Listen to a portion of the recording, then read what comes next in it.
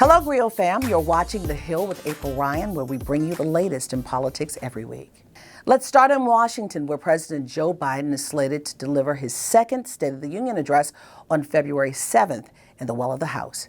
The Grio recently spoke with Democratic Congressman James Clyburn, who said that he hopes the president will stay the course. We are really making significant progress on behalf of the American people, and we still got some more to do. I would hope that the president will make clear his position on voting rights and the fact that we should get rid of the filibuster in order to pass voting rights, John R. Lewis Voting Rights and Advancement Act. I would hope the president will continue to press on expanding his work, job creation stuff. I think we got around $65 billion for broadband. We need $95 billion for the whole thing to work effectively.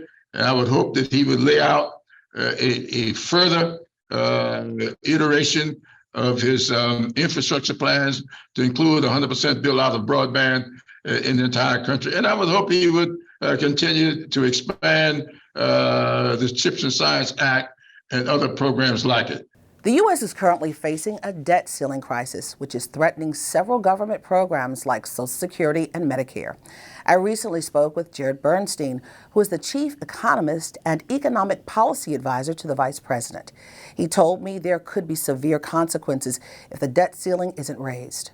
Basically, somewhere along the line, somebody doesn't get paid. It could be a military family. It could be a Social Security recipient. It could be a hospital that's providing Medicare services. It could even be a bondholder, someone who's lent money to the country. I mean, that's why in the Constitution, by the way, in the 14th Amendment, it says that the debt of the United States shall never be defaulted on. So essentially, what you have by these folks who are threatening default is basically saying, we're not going to pay the credit card. We're not going to pay the debt that we've incurred, and we're not even going to do what we said we did when we agreed to uphold the Constitution. I mean, the safest debt in the world is U.S. debt, U.S. Treasuries, and this debt undergirds the global financial system because it is safe. In fact, in markets, in the lingo of markets, they call U.S. Treasuries riskless debt because they know that historically it's never experienced a default.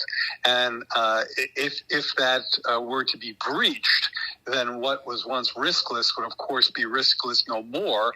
Staying in the district, many are calling on Republican Congressman George Santos to resign from his post immediately.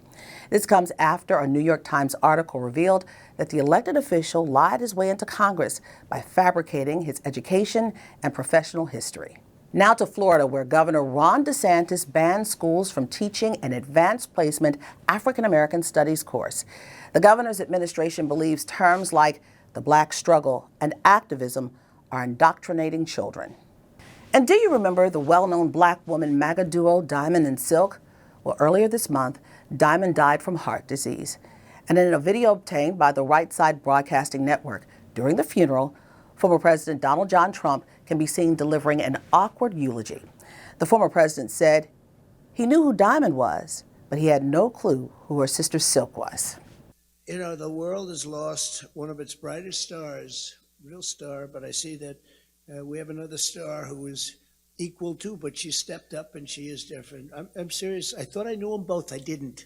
I knew Diamond, but I didn't know Silk at all. I just learned about Silk. You're fantastic. You're going to carry on beyond anybody's wildest imagination.